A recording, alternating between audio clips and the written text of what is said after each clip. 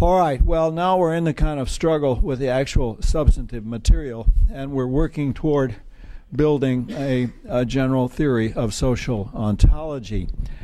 And it's kind of interesting for me when I get this theory expounded.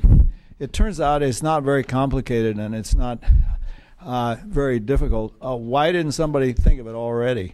All those great thinkers, Durkheim, Weber, and Simmel, and Schmimmel, and all these great guys, why didn't they have a decent theory of social ontology? And it's going to turn out the reason they didn't is they didn't have a decent theory of language. A human civilization, institutional reality of money and government and property and marriage and cocktail parties and universities and summer vacations and all those other things that matter to us so much are created by a certain type of speech act. And I'm going to make a very strong claim. We're not all that smart. So what we do is we use the same speech act form, the same formal, logical, linguistic device over and over and over. So everything from the beer party to a meeting of the Vatican to celebrate the second millennium, everything from the Super Bowl to a Mormon prayer session, they are all created by exactly the same speech act, by the same type of linguistic operation. And the reason that Simmel and all those guys didn't think of that is they didn't have a theory of speech acts. Their account of language is pathetic, just ridiculous. And indeed, it wasn't until the latter part of the 20th century that we began to take language. Well, I shouldn't say that. It really started with Frege that we started to take language seriously. But we didn't get a theory of language that would mesh with a theory of human behavior until the latter part of the 20th century. Frege saw that the standard accounts, the old idea was words get their meanings by standing for ideas. And ideas enable you to refer to things in the world because they look like them. So you have an idea in your head of a horse, and that's what gives the word horse its meaning. And then there are famous disputes. Is it an abstract idea or a particular idea? And Locke and Berkeley and Hume struggled mightily over this. And Frege, to his credit, saw the whole issue is nonsense. I mean, even if you can make it work for horse, you can't. But even if you could, what do you do with if, and of, and therefore, and maybe, and perhaps, and consequently? And all those are kind of interesting words, and they don't get their meaning by being associated with any picture. Anyway, it's going to turn out that all of institutional reality, and thus, in a sense, all of human civilization is created by the repeated application of a single kind of speech act. However, I'm not there yet. We're still working up to building a theory of the mind that would enable us to see how the human mind in cooperation with other minds, that is, how collective intentionality can build human civilization. That's the direction we're going in. Now, I gave you a theory of intentionality, and I'm reasonably satisfied with it. But then last time we got onto the background, and I'm very dissatisfied with that, but let me spell it out. I don't think I can get on without this. That is, the standard picture of the mind is, I think, pretty bad. Here's how it goes.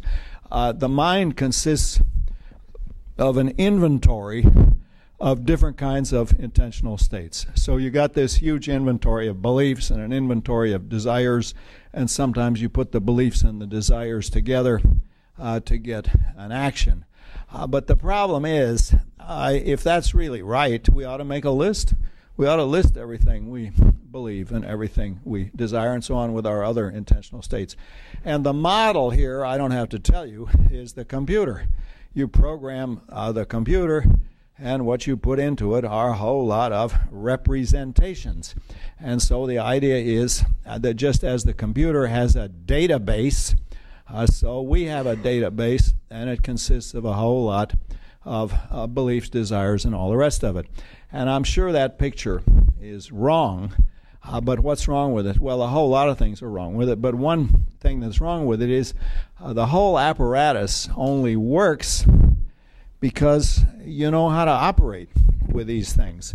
When you get a conscious belief or a conscious desire or a conscious intention, you know what to do with it. These are not self-interpreting, but you have to have some abilities in order to interpret them. And I tried at one point to make a distinction between the network of intentional states, whereby you have a set of relations between different intentional states in such a way that you can interpret one given its position in relation to the others. So if I say, how did you get to the campus today? And you say, I drove. Well, I know what that means. That means you drove in a car. You didn't drive a team of horses. And you did it by traveling on the surface of the earth. You didn't drive by way of the moon or dig a hole under the ground. So there's a whole lot of other things that I can simply take for granted that enable me to understand that statement. I know that cars travel on the surface of the earth. They operate with engines that they're self-propelling, etc. But the problem is if you spell out all of those elements of the network, you soon get to things that are too fundamental to be parts of the network, and that's what I call the background. Now, for a long time, I struggled to try to make a difference between the network and the background, but a principal difference. But it turns out, obviously, you can't, and there's a theoretical reason why you can't. Most of your intentional states are unconscious most of the time, but what fact about you makes it the case that you unconsciously have these beliefs even when you're not thinking about it. Even when I'm not thinking about it, I think that 29 is a prime number. But it isn't that I'm thinking very quietly, yep, 29, okay, it's prime. I don't think that even real quietly to myself. So what fact about me makes it the case that I believe, even when sound asleep, 29 is a prime number? And the answer is I have the ability to produce that thought in a conscious form. But guess what those abilities are? Well, it's what I've been calling the background. The background is a set of abilities that we have. And among those, not all of them, but among those are the capacity to generate intentionality in conscious form. So I couldn't make a good theoretical distinction between the background and the network. However, is there a set of arguments for some non-intentional capacities which underlie our ability to operate with intentional states? And I just gave you the arguments that convinced me. One was the interpretation of literal meaning, and I considered that last time, and what I claimed was if you pick up any newspaper and pick a sentence at random, you will find that your ability to understand that sentence requires more than is contained in the content of the sentence, and indeed more than is contained in your explicit thoughts. You have to have a set of background abilities. So that's one argument. Another argument that I won't develop in any length, though it's in the book, is the interpretation of metaphor. It's tempting to think that we understand metaphors by applying some metaphor interpreting algorithm.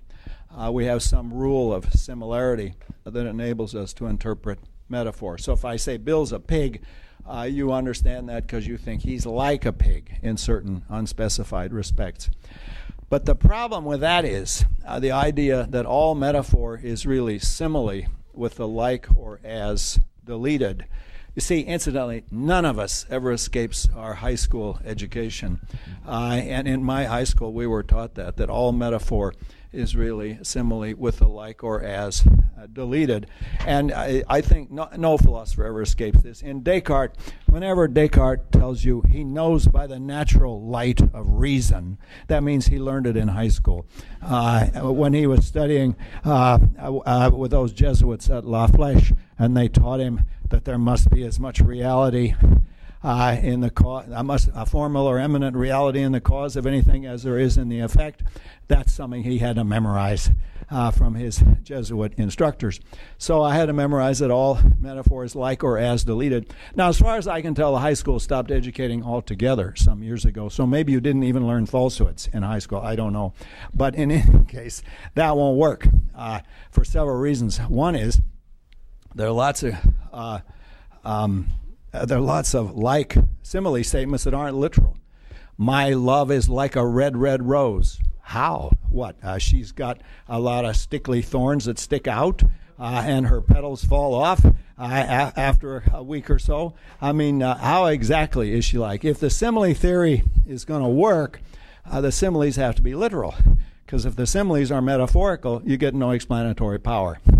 Even if you could get over that problem, you have a whole lot of other problems, because there are lots of metaphors, even quite systematic metaphors, that are not based on any literal similarity.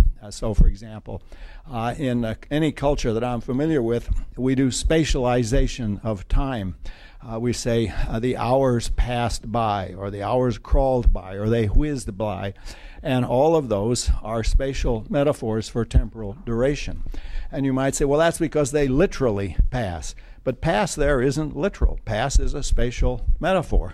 And we naturally we spatialize time metaphorically, but it's not because there's any literal similarity between space and time. It's just we understand these metaphors. And if you look around, you'll find lots of systematic metaphors where it's just background ability. When we use taste metaphors for personality types, she's a very sweet person, he's very bitter. What exactly is there in common between her and sugar that makes the metaphor give us a literal similarity? And often metaphors are not based on literal similarities. Well, what are they based on? Well, here comes the magic word. They're based on a background ability to make certain associations.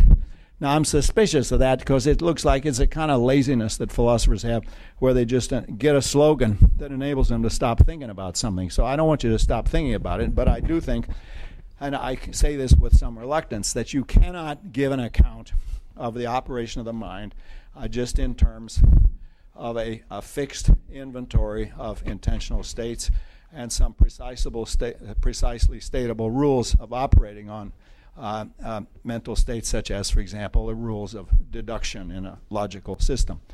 Okay, so that's two arguments for the a view of the that you need the notion of a background, and that is you have to be able to account for literal meaning, and you can't do that just in terms of the semantic content. I'll take a question in a second. In terms of the semantic content of the sentences, and the second is you can't understand the interpretation of metaphor.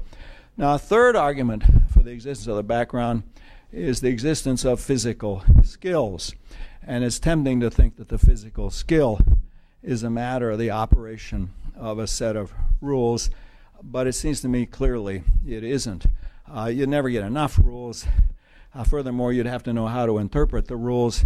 And the third thing is typically people don't even know the rule.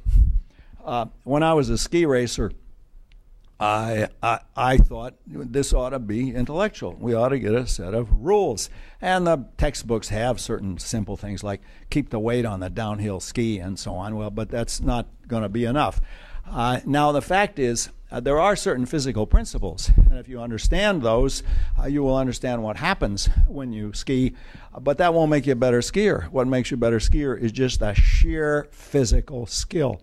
Most racers do not know that in a perfectly carved turn, the angle of the turn is exactly equal to the reverse camber of the ski. They don't even know that, you see. Now, does that hurt them in a race? I think it probably helps them. The last thing, I'm an intellectual, so I'm busy thinking the reverse camber of the ski is going to be exactly equal to the angle of this turn. That's no help at all. And by the way, this actually shows national differences. If you're trained by American coaches, they've all been to college. And you get through the course and they'll tell you things like, well, I want you to keep your elbows closer to your body, and I want you to make a much smoother weight transition when you go foot to foot. Get the hands out ahead, get the elbows close to your body, and foot to foot smooth. Okay? So you memorize that when you run the race. Austrian coaches, you get through the course and you say, okay, coach, what am I doing wrong? And the Austrian coaches all say the same thing. Schneller, go faster. Yeah, okay, coach, but come on, tell me, what am I doing wrong? You know, Ellenbogen, tell me about my elbows. Forget about Ellenbogen. Schneller, go faster. Okay, well, I think that's the Austrian coaches are all peasants, or at least they were when I was trained by Austrian coaches. They have no education at all to speak of. They've never been to any college, and they have no theoretical bone. Whereas the American coaches all went to Dartmouth or some other ski college, and consequently, they have they're convinced that they have a deep theoretical grip on this. Anyway, what I'm telling you now is that in order to explain physical skills, at some point you're going to have to appeal to background abilities. You can't do it with just sets of rules that are being applied. Okay, that's the argument for the background. Now, how does it work? Well, it works in a whole lot of different ways. One that I've just given you some. One is it enables us to interpret sentences, but it enables us to interpret our own intentionality when we cope with the environment, when we cope with other people, when we cope with social situations, when we cope with a machinery that we've been taught how to operate, such as computers or cars.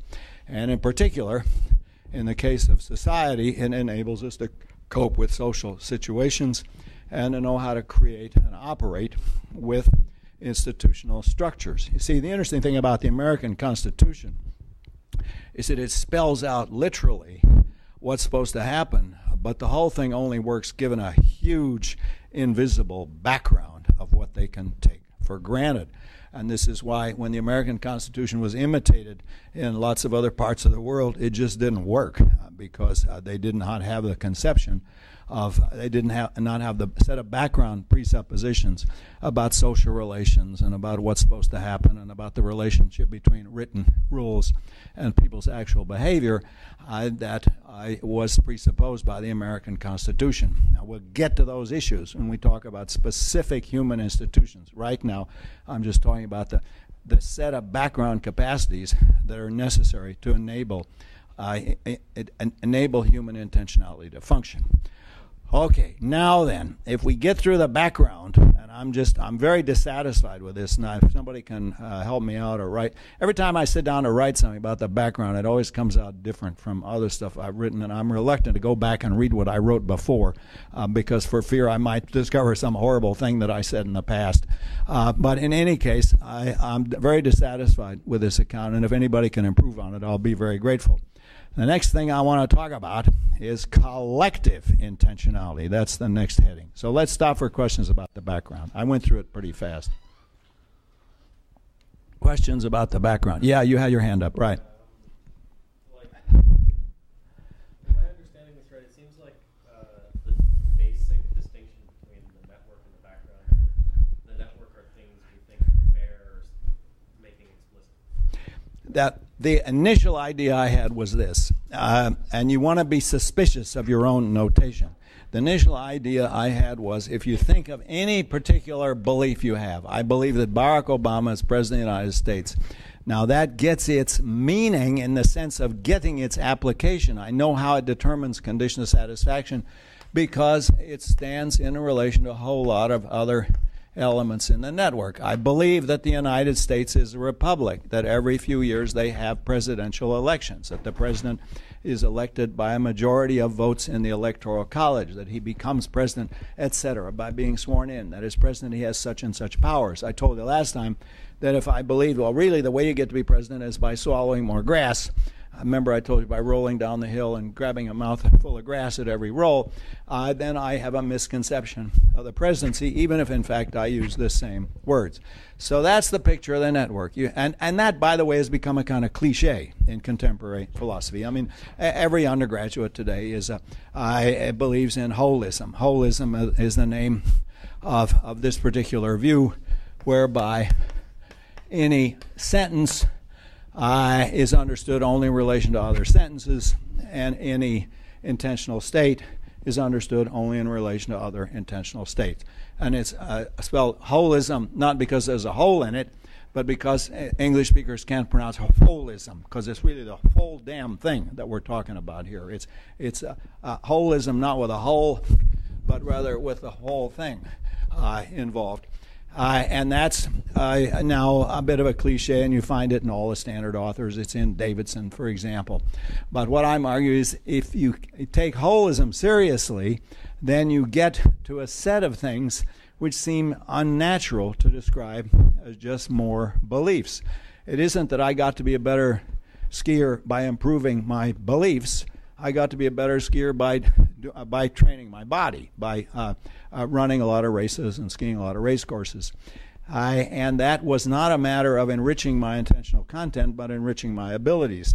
And then, so I argue there are lots of other abilities that enable me to cope with intentionality in general. In order for me to have the intention to go spend a month in Paris during the summer, I have to have a whole lot of abilities at coping. I have to be able to cope with airlines and airline tickets and reservations and telephones and computers and passports and all the rest of it. And eventually you reach a point where you can't exhaust those in terms of your sets of beliefs, but you have to have abilities. That's the idea. That's the intuitive idea. Now, that made it look as if, well, the right way to draw this picture is to think of the background as a set of background abilities, and they're not out here in left field. No, that's not it. Rather, they pervade the whole system, the background dispositions, capacities, abilities, tendencies, and everything that is taken for granted pervades the whole network. And that's not bad as a sort of Mickey Mouse picture, but the problem with it is that if that's right, then there ought to be some principled way to make the distinction between these and the background, and there isn't, and there can't be on my account. Yeah. I was just saying that I'm not suggesting it's principled, but that the distinction seems to be that the things that you're drawing circles around are the things we might say out loud. Yeah. Okay. Or to put it slightly differently, the stuff in the network is stuff that is either conscious or could be conscious. Right. The problem with that is that you can make elements of the background conscious. I just told you how you can make certain principles of skiing conscious. But that doesn't. When the background is actually functioning as background, it doesn't function as a set of conscious beliefs or conscious states. But there is now. We're going to have to talk about this in more detail. But we're going to have to talk about the role of consciousness in all of this. And I hold the view, which if this were a course in the philosophy of mind, I'd spend a lot of time on, that we understand the unconscious. We understand unconscious intentionality only in terms of the kind of thing that might be conscious. You might have an unconscious mental state that you can't bring to consciousness because you've repressed it or because you're suffering brain damage, but it has to be the kind of thing that you could be conscious of. Now, this is important because in cognitive science, in the early days, I think it's changing now, but in the early days, a great deal was postulated which was not even the kind of thing that you could become conscious of. The rules of universal grammar that enabled a child to learn a natural language were not the kind of thing that the child could have become conscious of because they don't have in that way any psychological reality. When the linguist says, well, the child follows the rule move alpha, well, that doesn't mean the kid has mastered the Greek alphabet. That's just the linguist's way of representing a process, and I'm saying that couldn't be an unconscious rule. If it's an unconscious rule, you got to be able to follow it the way I follow the rule, drive on the right-hand side of the road quite unconsciously. I don't have to think about it when I drive to the office in the morning, but I am following that rule. Okay, but anyway, that's a good question, and you see my sense of dissatisfaction. All right, now any other questions? I mean, if somebody wants to write me a book about the background or even a short essay, I'd be very grateful. Yeah.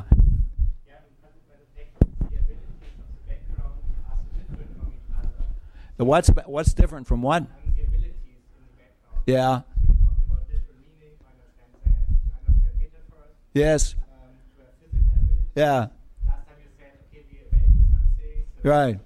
Here's one of the many problems with my view is, why the hell is it all one thing? You know, it's like, I feel like those guys who used to give, when I was a kid and I'd study proofs for the existence of God, you'd have to have another proof that proves the existence of one and only one entity. One proves a first cause. The other one proves a source of regularity and order in the universe.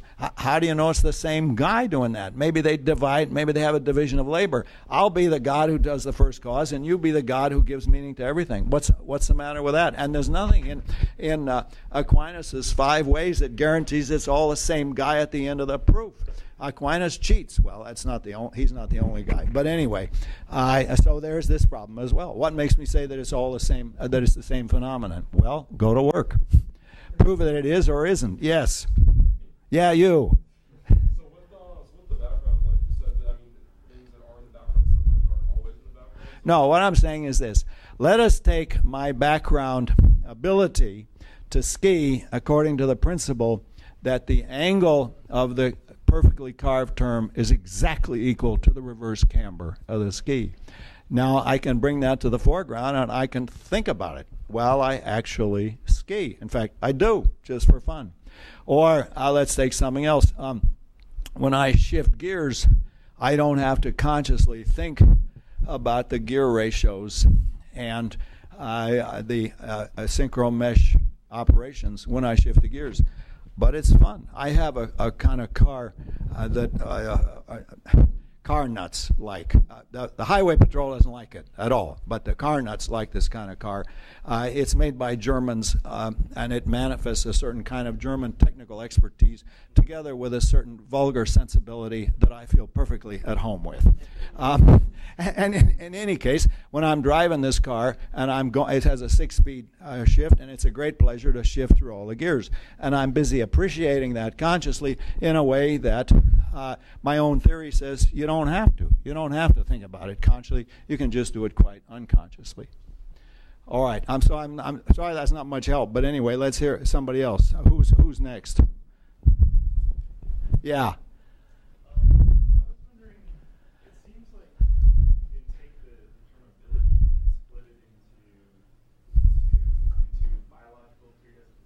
Yeah. Yeah. Right.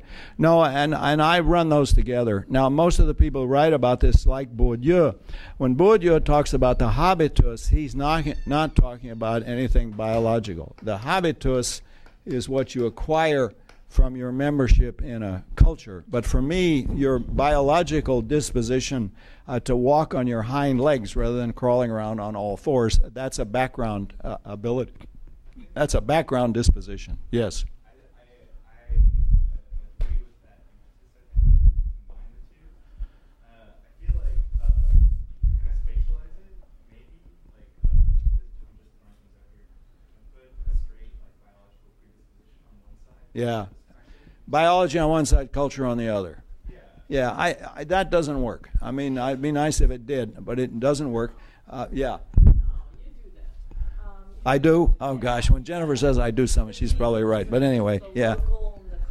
Okay. No, okay. So let me give you a map of how all this works. Roughly speaking, and it's very rough, you can divide the background into those things that are the deep background, and that for the most part those are biologically innate. On the other hand, you have local cultural practices. Now, this distinction between the deep background and local cultural practices itself divides into, roughly speaking, how things are and how to do things. So you have know-how, which is a background ability, but it divides into knowing how things are and how to do things. So, for example, as part of your know-how, you know how to cut with a knife. But as part of knowing how things are, you know that a knife made of steel will work and a knife made of butter won't work. It won't cut. Now, that is a background how things are that relates to how to do things. Local culture, there are things that are definitely local cultural practices because you see how they vary from one culture to another. A favorite example that lots of authors use is how far apart do you stand from people in a conversation? And that does vary a lot from one culture to another. Now, with international travel, it may be, we may be getting a homogenization, but it used to be the case if you went to an international philosophy conference and you saw an Englishman and an Italian in conversation, the Englishman would be backing up so that he could stand a reasonable distance, and the Italian would be moving in so that he could get close enough to actually have a conversation with this guy. And so you'd get this sort of unconscious dance around the cocktail room because the Englishman had a certain way that felt comfortable, a certain distance that felt comfortable, and the Italian had a different distance that felt comfortable. That's local cultural practices. So whether or not you eat with a fork or with chopsticks, those are local cultural practices. And by the way, you'd be surprised at how much you are victims of your own background practices. I think I'm pretty much open to all kinds of new experiences. But the first time I went to China, now everybody goes to China and they've sort of become like the rest of the world. But the first time I went to China, they gave us a lot of extraordinary things to eat. And after one remarkably good meal, I asked what was that stuff we'd just been eating, what was that course? Turned out it was rats. We'd been eating bamboo rats, rather special kind of rat, fed only on bamboo.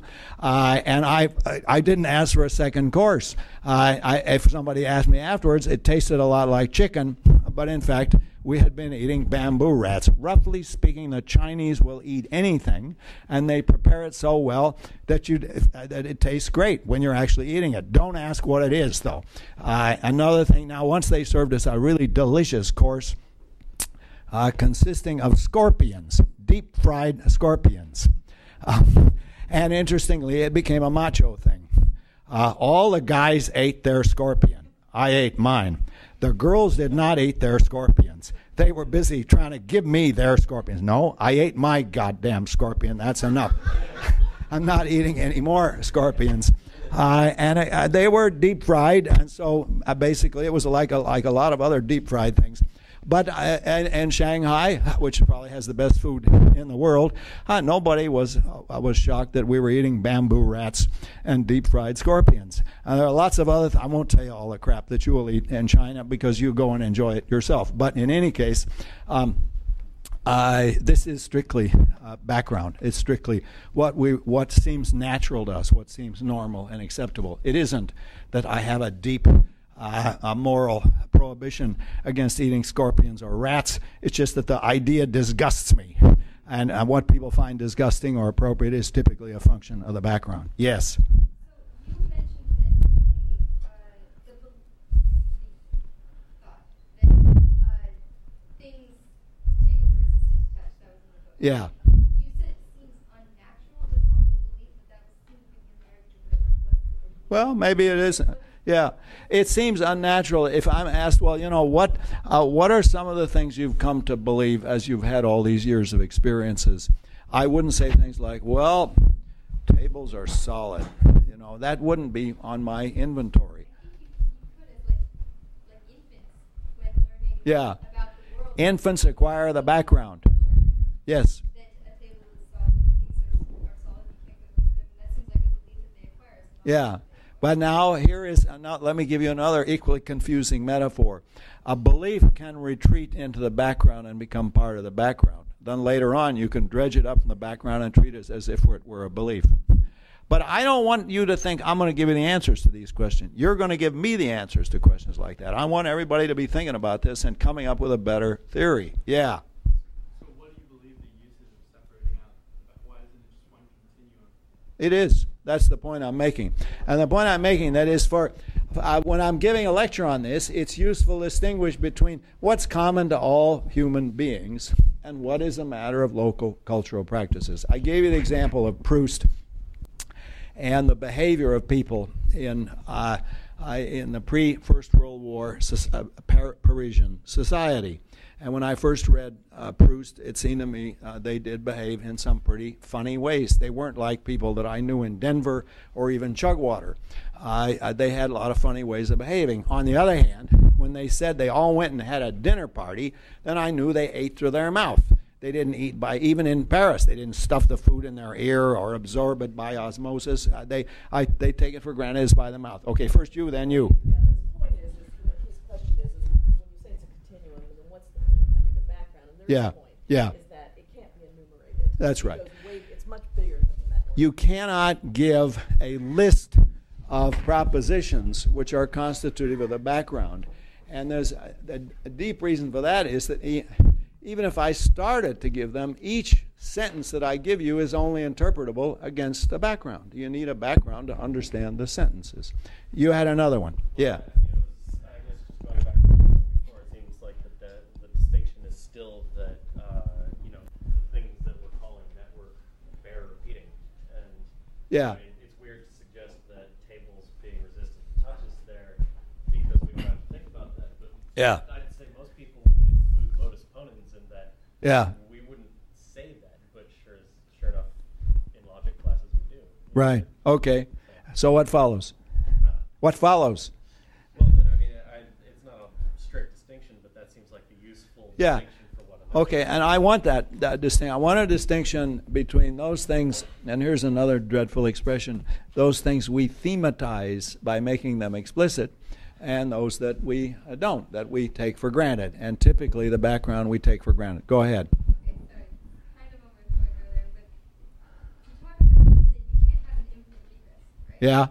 And then you say, well, look, we won't have an infinite regress because we'll just call these set of really innate, very back in the back of your head beliefs, not beliefs. So if we don't call them beliefs, then there won't be an infinite regress. We don't have to be against the background. Yeah. Why do these notions of tables being solid not, like, just because they're articulated and call them a belief, that's enough to make them not have to have a background of their own? Well, if I say to you, tables are solid, you will understand that only against a background. If we each had the life of the electron, then tables are not solid. They're not solid at all. As Eddington said, they're clouds of particles. But for our human purposes, given our sensibility, we have a background, a way of coping with what we think of as solid objects, and tables are solid. But now, I'm not sure what the question is. You see, if any sentence is interpretable only against the background, then how do you avoid the infinite regress? That you'd have some sentences that would be interpretable given other sentences, and the answer is eventually you just come to a stop. You come to a stop with, okay, well we're now misrepresenting our capacities if we think it's an explicit set of beliefs that we could enumerate as an inventory of numbered propositions. That's not it. It's just a set of abilities. Yeah. I don't know what you did. I'm wondering, you mentioned deep background to local cultural practices. This is getting like consistently more localized to the right. Could we put broad human culture or whatever local cultural practices, individuated individual culture, I guess, in could we put reflexivity at like the far right-hand corner? What's reflexivity? I don't know yet. I don't either. Yeah. Tell me what it is, and I'll tell you where to put it. But yeah. I just mean in our sense of self. Oh, I see. Oh, the sense of self. Well, there are backgrounds. There are different local cultural practices about individual responsibility, and those may be changing. Often, the background will change as a result of information and knowledge that people have. It may well be that the various revolutions in personal relationships that occurred in the 20th century, beginning with the Freudian revolution, have altered our background conception of human relations. I'm not sure it's a good thing, but something like that appears to be happening. A friend of mine wanted to marry a woman that I thought was hopelessly inappropriate for him, and I said, why on earth do you want to marry her? And he said, it's going to be a great marriage. She's a sadist and I'm a masochist. And I thought, that seems to me a very poor basis on which to build a lifetime relationship. On the other hand, who am I to say? You see, we've all become so damn democratic about this. The important thing is that is not a remark my great-grandfather's generation could have made. We are the perfect couple. Our marriage is made in heaven, sadist and masochist bound together in holy matrimony. It's just... that is a change in our conception of human relations that people can say that. I'm not endorsing this. I'm just reporting on it, that there is an alteration in our conception of human relationships as a result of various kinds of theories that have been advanced and that people have come to accept. Okay, other questions? All this is useful. Yeah. Would you agree that everything, and if not, why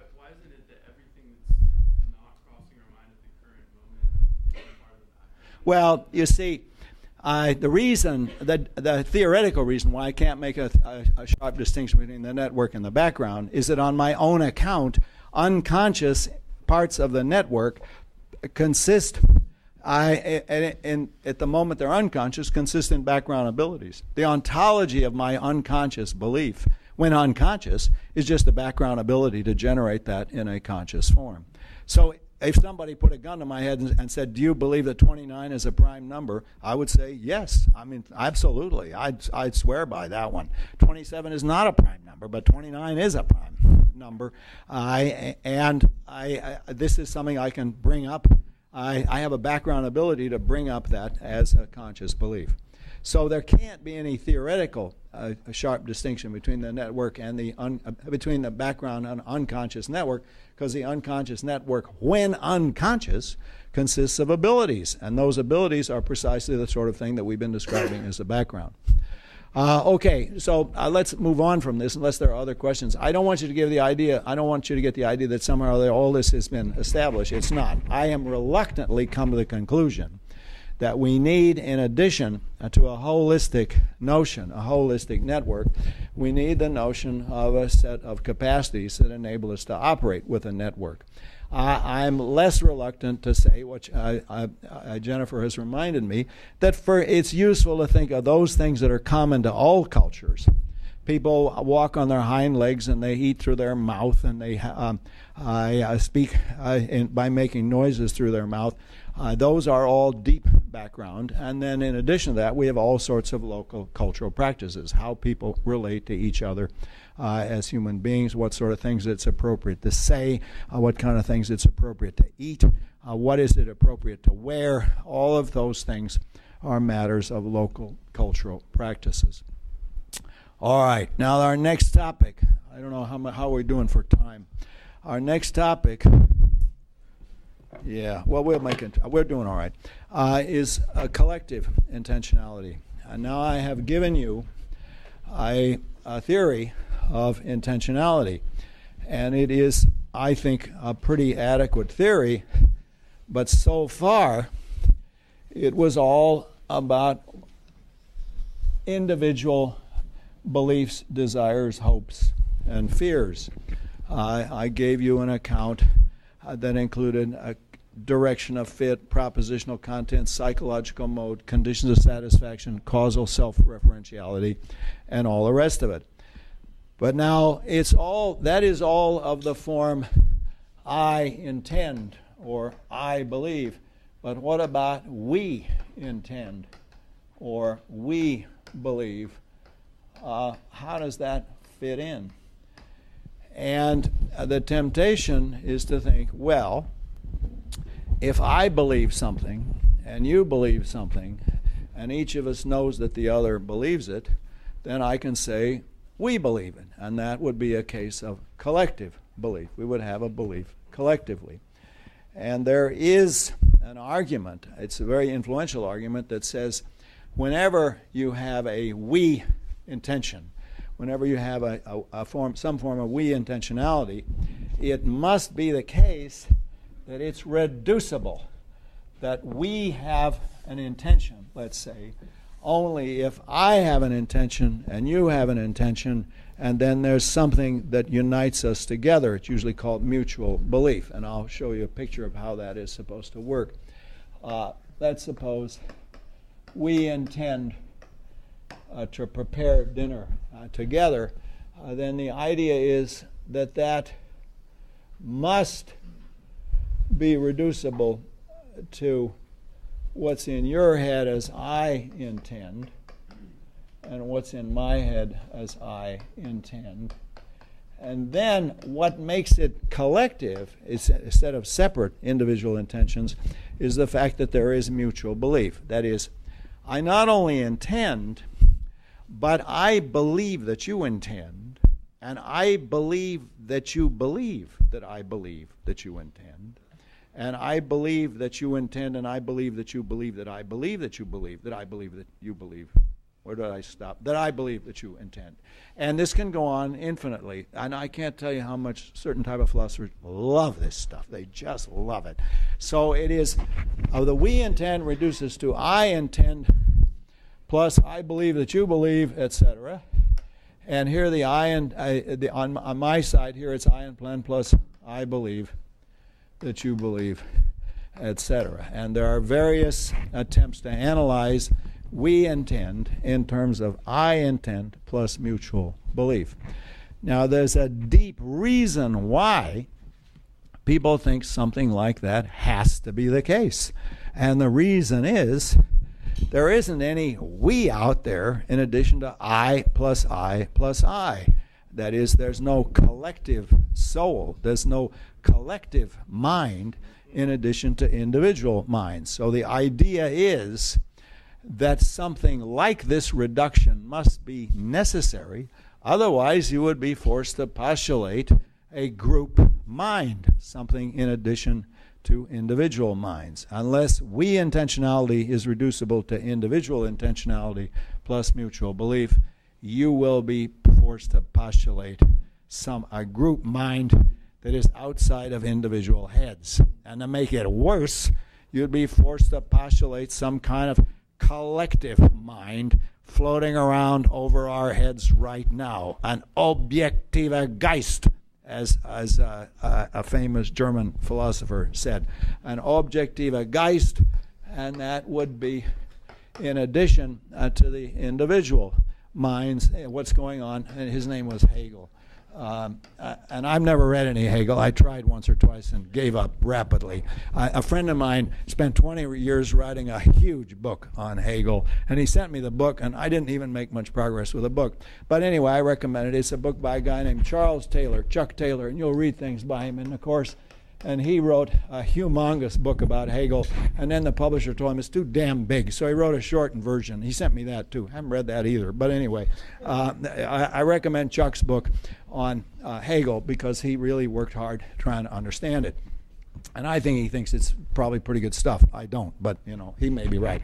In any case, the idea is, unless you believe that collective intentionality is reducible to individual intentionality, you're in bed with a whole lot of German philosophers that you don't want to be caught associating with. I mean, in my cultural group, in my network, it's very bad to be labeled a Hegelian.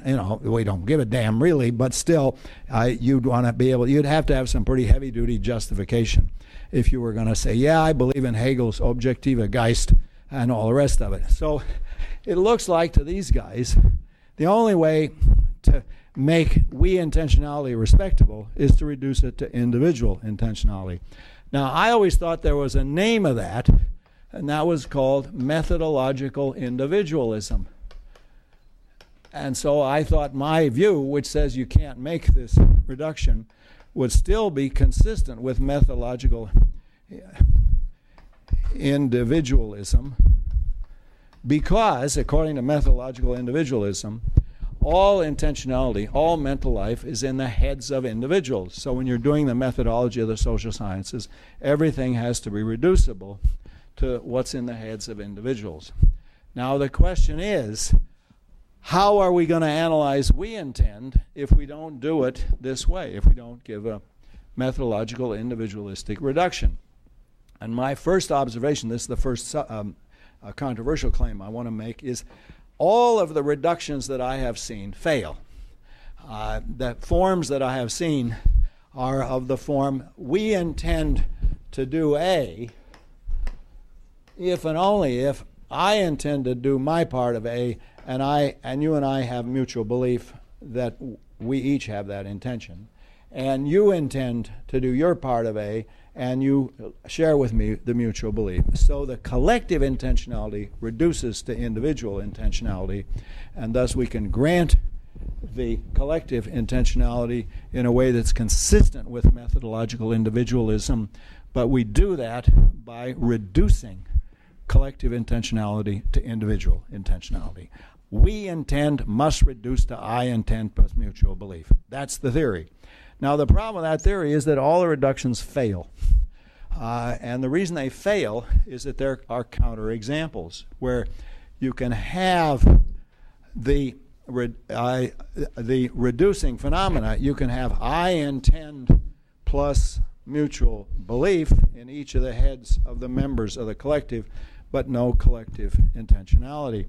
And the simplest way to see that is to show examples where it's part of the intentionality in the heads of the individuals that it shouldn't be collective. It's part of the ideology. And I'm going to give you an example of that now. But before we do, let's stop for questions. Let me summarize what I just said. Collective intentionality is a real phenomenon. And there's no question that it's real. Watch any group in action. And indeed, social groups try to reinforce collective intentionality by singing songs and wearing uniforms and so on. And always watch totalitarian regimes, because they have to have collective intentionality. And the Nazis were supremely effective. Sprich Deutsch, denk Deutsch, sei Deutsch. Ein Volk, ein Reich, ein Führer, and so on. And there's a sort of rhythmic beat to these. They're terrifying because they are ways of enforcing collective intentionality. And what they say, what those just said is, speak German, think German, be German. And the other one says, one people. We don't have a word for folk. But anyway, ein Volk, one people, one country, one leader. And the idea is we're all united. My favorite is, du bist nichts, dein Volk ist alles. You're nothing, but your folk, the people, are everything.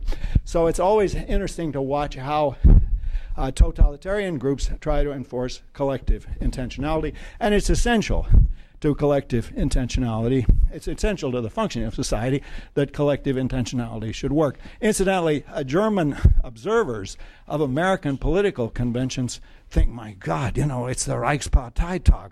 All these people jumping up and down and screaming together. What they don't understand is it's partly a big joke at the American political convention. Everybody's drunk and they're all having a good time, and they all got to go to Philadelphia on somebody else's money to go to the convention. It's not like the Reichsparteitag in Nuremberg. It's a different sort of thing altogether, but that difference is in the background. Okay.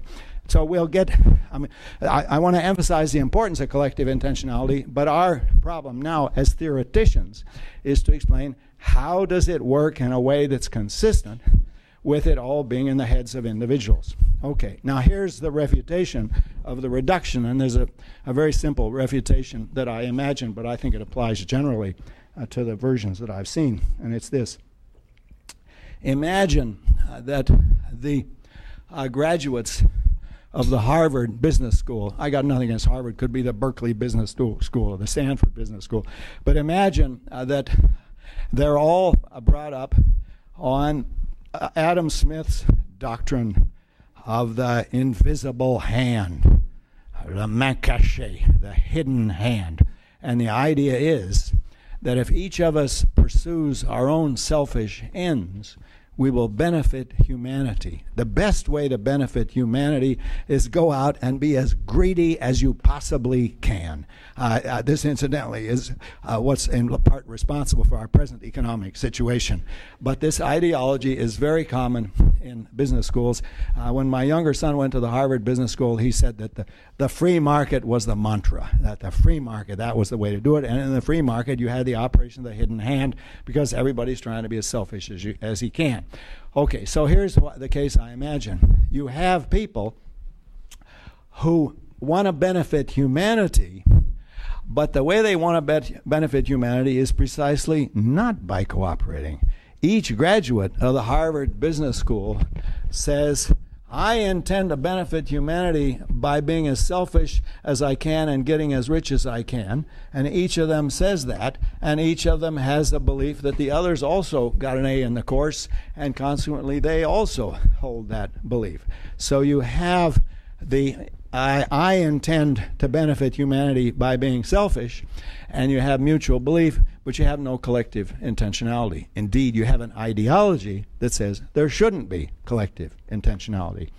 Now, that's different from the case where they all get together on graduation day and hold hands and says, let's all benefit humanity by being selfish. That would be collective intentionality. What's the difference? Well, in the first case, there's no obligation. In the first case, if somebody wants to forget about getting rich and join the Peace Corps, that's okay. But in the second case, you would be breaking your promise to the others if you joined the Peace Corps instead of benefiting humanity by being selfish.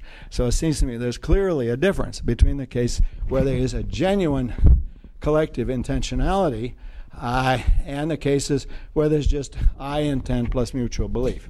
Okay, the point of this example is to argue that you cannot reduce we intentionality to I intentionality plus mutual belief, because it's possible to have the I intentionality plus the mutual belief without the we intentionality. And the simplest case to illustrate that is the case where there's an ideology that says there shouldn't be any we intentionality. It should all be I intentionality down to the ground. I once gave a lecture on this, and some woman who was from Scotland told me she thought we intentionality must mean a very small kind of intentionality. If you don't know Scottish, don't worry about it. But in any case, let's stop for questions about that, because I'm making a strong point. The point is this, that you cannot reduce we intentionality to I intentionality plus mutual belief, because you will always be able to produce counterexamples where you have the I intentionality plus mutual belief, but you don't have we intentionality. There was a hand at the back, and then you. First you.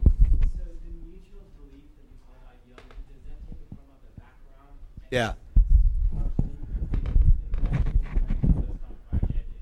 Yes. The mutual belief is a belief that each individual has that the other one believes, and believes that the other one believes that oneself believes, and so on up, potentially infinite. That is, the idea of mutual belief is the only thing that keeps us going from an infinite hierarchy, is we run out of effort and out of time. But in principle, the mutual belief is infinite. But I'm not sure, maybe I didn't understand your question. You want to ask it again?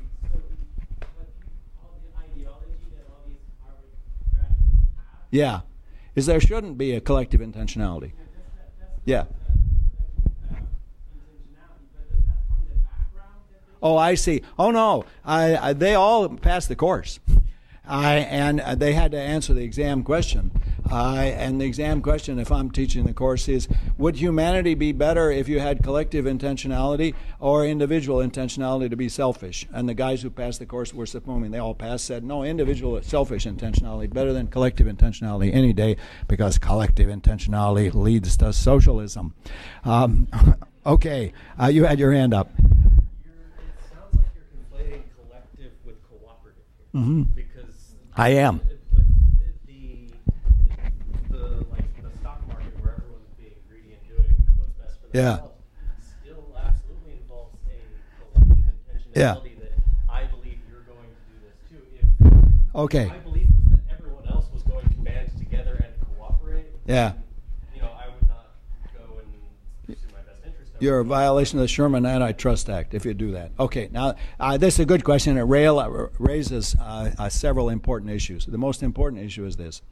Most forms of human conflict and human competition involve collective intentionality at a higher level. So the two guys having a prize fight are each trying to beat the other to a pulp, but they're having collective intentionality higher up. That is to say, they're cooperating and having a prize fight.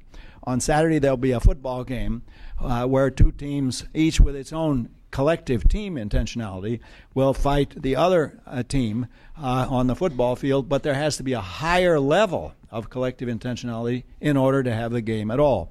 So the difference between guys having a prize fight, and they do have collective intentionality, and just one guy hitting another guy over the head in an alley, is that there is no collective intentionality there. There's most forms of human conflict and competition require collective intentionality. The stock market is a good case in point. I'm competing with other investors in the stock market, but we are all cooperating in, for example, buying and selling. We're all cooperating in the individual transactions that we make within the stock market.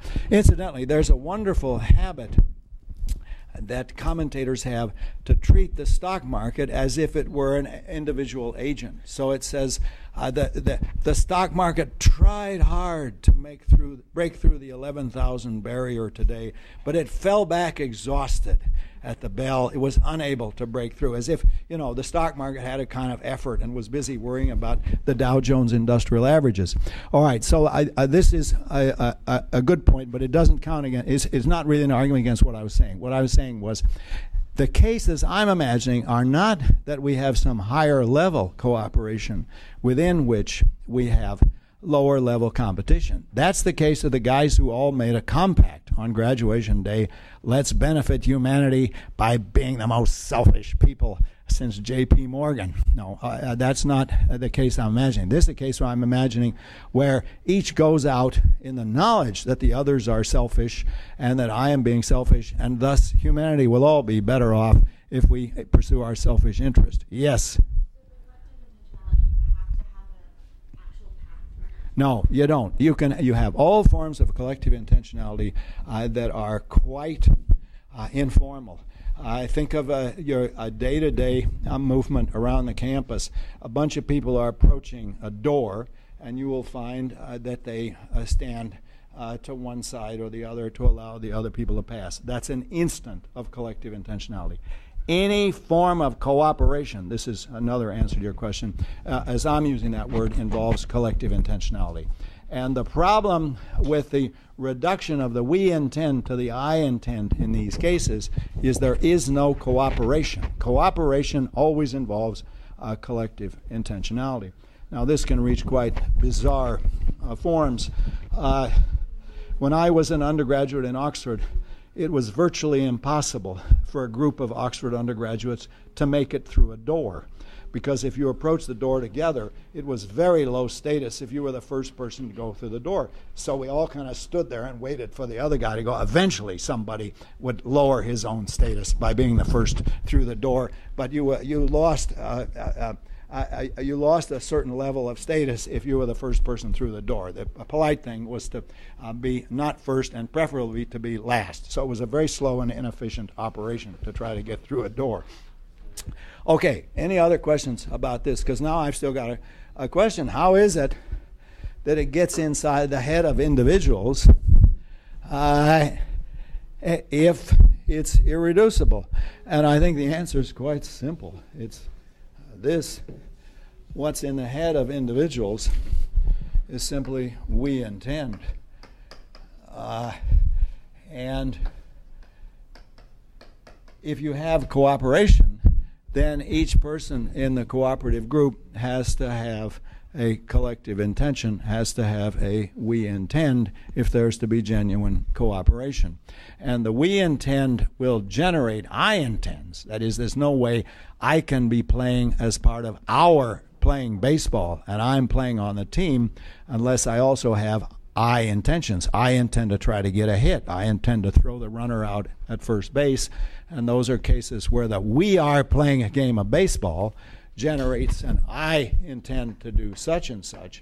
But the I intend does not reduce to, the we intend does not reduce to a set of I intends. There have to be I intends or you don't get, the intentionality has to move individual bodies. You don't get the movement of individual bodies unless you have, at some level, the we intend generating I intend. But it's important to see that in those cases, I am doing what I am doing as part of our doing what we are doing. I mean, there's a difference between the people who are playing a duet together and the people who happen to be rehearsing in separate rooms and just find as a matter of accident that they're playing the same piece. And the difference is that in the one case they're cooperating and in the other case they're not. Let's take a grander case. We are doing Beethoven's Ninth Symphony and I am playing the violin part and you are singing the soprano part, Freude, Schöne, Guter Funken. You're singing the fourth movement of the Ninth Symphony. Now, you don't just happen to be singing at the time that I'm playing the violin. No, we're doing this together. Your I intentionality is part of your we intentionality. It's because we are playing this piece that you have the intention that you do. Okay, but now then, if that's right, I mean, here's what I've said. This is a strong claim. You cannot reduce collective intentionality to individual intentionality plus mutual belief, because that doesn't so far add up to cooperation. You have to have cooperation. All right, but now you have a problem. How do you get we intentionality in the heads of individual human beings? And the answer is people can have irreducible plural subjects. They can have an intentional state that has a plural first-person subject and not just a singular first-person subject.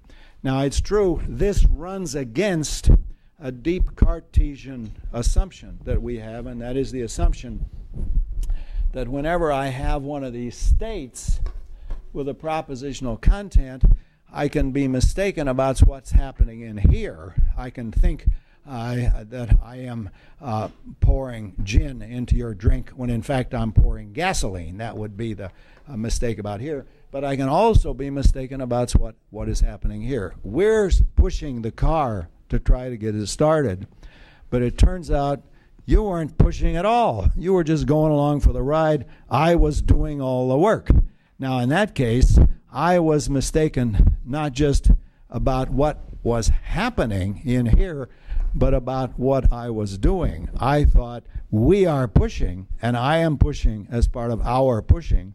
But if you're not pushing, then I'm mistaken not only about what's happening, but about what I'm doing. I'm not doing the pushing as part of our pushing, but rather you aren't pushing at all. I'm doing all the work by myself. That would be a case where I'm mistaken about what's happening on the outside. But I think that's right. I think we can be mistaken in precisely that way. We thought that the other members of the group were cooperating with us, but they weren't. We were being taken advantage of in certain ways, and this happens in all sorts of subtle ways. And I think it's realistic to think that when you're cooperating with other people, you can be mistaken about the extent of their cooperation. In any large group, you get free riders. You get people who don't do their share of the work. And then what you find is that you thought, or you may have thought, everybody was cooperating, but not everybody was. There were people who were not cooperating. All right, but now then we got a real problem. What exactly is the structure of the individual intentionality and the relation? Let's suppose this is we intend, and the propositional content is we do A. If this is in my head, then somehow or other there has to be an I do something in order that it moves my body. There has to be some first person singular as part of the first person collective, or nothing is actually going to get done. Okay, so now let's stop for questions, because I'll just summarize what we've done. I've actually covered a lot of ground. I've said collective intentionality is real. It's a real psychological phenomenon. You will not understand social movements if you don't see the force of the collective intentionality. The collective intentionality is a driving force. And indeed, collective emotions are a driving force in all social movements. All right, but now if that's the case, how do we make the existence of collective intentionality consistent with methodological individualism? Where I mean by methodological individualism that it all has to be in the heads of individuals. There can't be any mental life that's not in the heads of individuals. And there are various efforts to make it consistent by reducing the we to an I, and I argue that they all fail. But that then leaves me with a question: how does it work? And the answer is that the form that the intentionality takes in the heads of individuals need not always be in the form of the first person singular. It can be in the form of the first person plural. What are you guys doing over there? We are practicing a pass play. Now, I can't do that all by myself, even if I'm the quarterback. I mean, there has to be other people on the team in order for us to be practicing a past play. So there has to be a collective we, and now then I have an interesting problem. How does the collective we generate, if that's the right metaphor, how does it relate to the individual I in the collective behavior?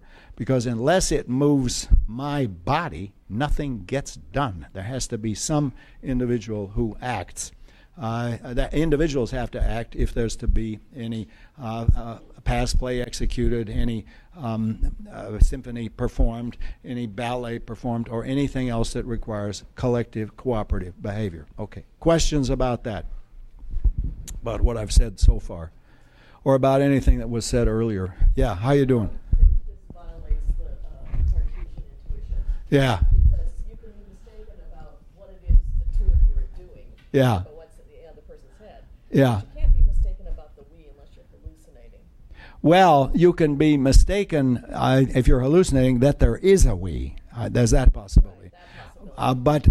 But you could be mistaken about we intend, because it turns out that the guy you thought was cooperating with you didn't have that intention.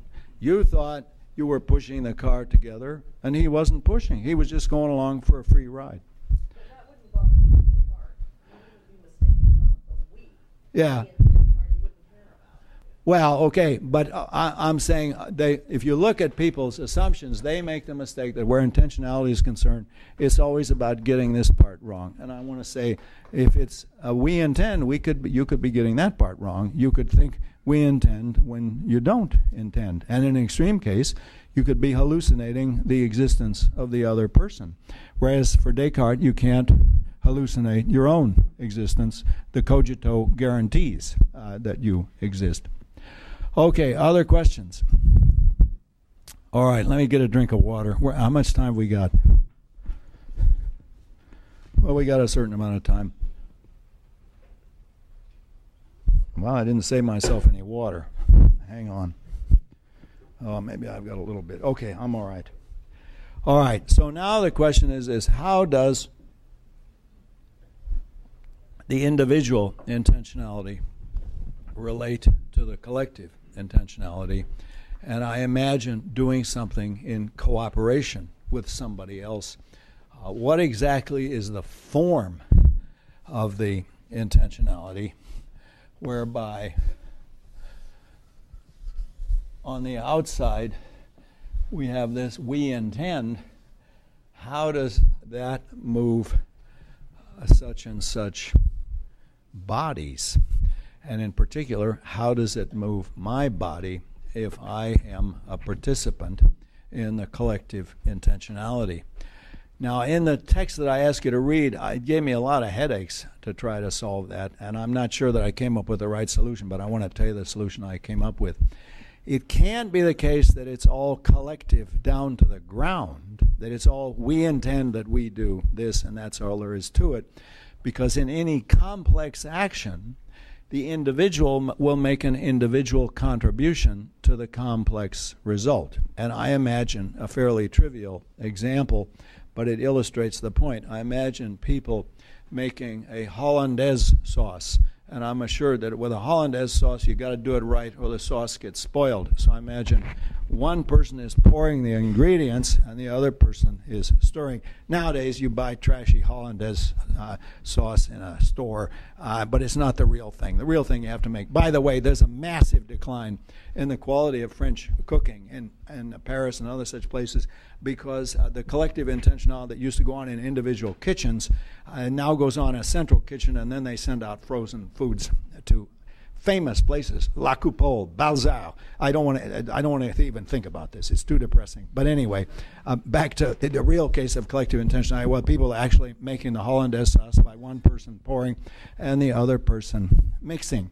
Now, it can't be, we intend that we make the hollandaise sauce down to the ground, and it can't be that I intend, because I can't do it all by myself. So what is the right solution? Well, I said in the text I asked you to read that you have to imagine that there is a special kind of intentionality which is which is that the individual makes, each individual makes a contribution to the collective. Each individual makes an individual contribution to the collective. So the form of the contribution is we achieve collective A by means of individual B. That is, we achieve a collective goal A by means of each individual pursuing their a specific task. Each person makes his contribution. And then in the form that I suggested, we solve that in this case is that, let's suppose I'm doing the stirring, that since it's causally self-referential, this is an intention in action. I have an intention in action to achieve a collective A by means of individual B, and it's this I, A, in me causes that the ingredients are poured. Was I doing the pouring or the mixing? I'll do the pouring for this, and you're going to do the stirring. Okay. Which causes the ingredients are poured, which in that context causes it to be the case that the sauce is mixed. Okay, now that can all be in my head. In my head, I can have a collective intention and action whereby we achieve a collective A by means of the individual B, and this I-A as A causes it to be the case as B that, sorry, let me put the brackets right, causes it to be the case as B that the sauce is mixed as A. In other words, here's the conception. Yeah, this is all in the text, so you don't have to, I mean, if you read the article, it's assigned.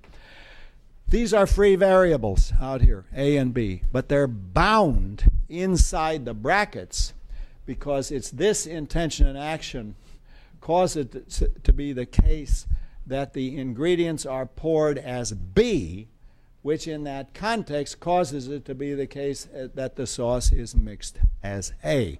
In other words, the collective intention is to achieve the collective goal as A, where each of us makes an individual contribution. And our question is, how do we represent that in the notation of conditions of satisfaction? And the claim I'm making is that there's a special type of intentionality where we achieve a collective goal by means of each of us making an individual contribution. If I'm the guy whose job it is to pour the ingredients, then the form of my we intention is we intend to achieve collective A by means of my individual B, and that has the consequence, since it's an intention and action, that it's satisfied if this intention and action causes it to be the case that the ingredients are poured as B. That's where we bind that free variable, so it's now a sentence, and that causes it to be the case that the sauce is mixed as A. It gave me a lot of headache to figure that out, and I think it's probably right. Okay, now before you snap your notebooks, I want you to think about this and think if it's going to work. That is, are we really going to solve our... I know you don't think it works, but tell me next time why it doesn't work. Okay, and then we'll try to improve on it if we can. But something like this, I'm convinced, has to be right, because we've got to show how collective intentionality is not reducible, but at the same time, it has to move individual bodies. It's got to make my body work. Now, one thing that worries me is that I'm assuming that in this context, you're doing your job, and consequently, that the condition of satisfaction of my doing my job is that we will mix the sauce. We'll make the sauce. That works okay for simple Mickey Mouse actions like this. But how about if we're trying to win the Second World War, and my job is to fire my rifle in the Ardennes forest? Is it the case that, we're going to win the war as a result of me firing my rifle? I mean, that seems a bit exaggerated. So maybe we ought to tweak this. Maybe we ought to fuss around with it a little bit. Okay, we'll go on with this. Now, here's our objective. I want you to see where we're going. Once we've got collective intentionality under our belt, we can then talk about how, with collective intentionality, we can assign functions. And then we'll go to the next step. We assign a special kind of function where the function is only performed in virtue of the acceptance of a status, the status of being a university or a president of the United States or a piece of private property or a cocktail party.